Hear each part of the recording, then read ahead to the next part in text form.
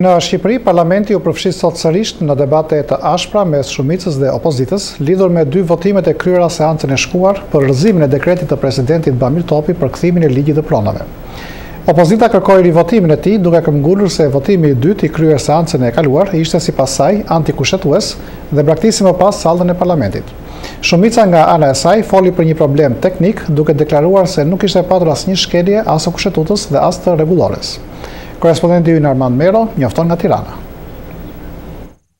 Siç edhe kishin parlemëruar, deputetët e opozitës e përqendruan debatin e sotëm në parlament rreth votimit me anë të cilit javën e shkuar u rrëzua dekreti i presidentit Bamir Topi, i cili kishte kthyer ndryshimet e propozuara nga e djatha në ligjin e pronave.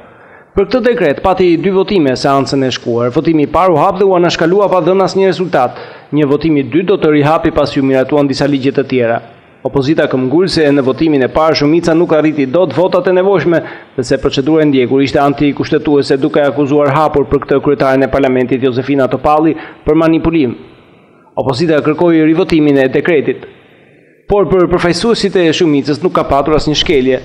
Pas seancës së shkuar nga parlamenti u deklarua se votimi i parë ishte ndërprerur me kërkesë. Sot kryetari i grupit parlamentar të Partisë Demokratike Astrid Vatozi tha se këtë kërkesë e kishte bërë ai.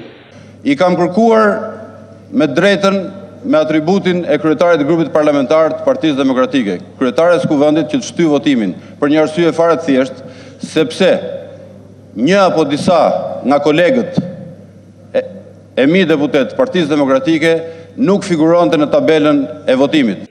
Edhe kryetari Topalli këmbguli në faktin se nuk ishte bërë asnjë shkelje. Votimi ka qenë kushtetues dhe ket nuk e lund Topi. Pik. E dyta, procedura ka qenë në përputhje të plot me rregulloren. Debati vazhdoi me tone të ashpra edhe gjatë fjalës së kryetarit të grupit parlamentar të Partisë Socialiste Gramoz Ruçi. Zënje nderuar, ne po të themi që ti e ke me shkrim na 72 deputet në sallë, ke shënuar 73. E ke me shkrim gjë. Dhe kërkoni ta votoj unë që të jetë 73. Unë po u drejtojmë nominalisht deputetëve. Zoti Bode, zonja Përnaska, zoti Prifti. Keni qenë apo jo në seancë? Unë po drejtojmë këtu, jeni 76 apo 75. Unë po drejtojmë këtu, dekreti ka marrë 71 vota, apo ka marrë 68 vota.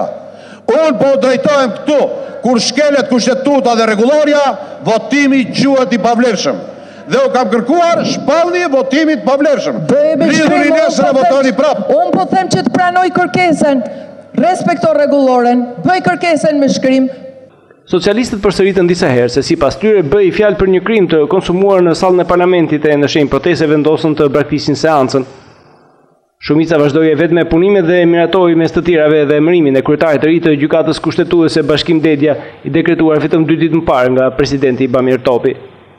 Për Zërin e Amerikës, Armand Mero, Tiranë.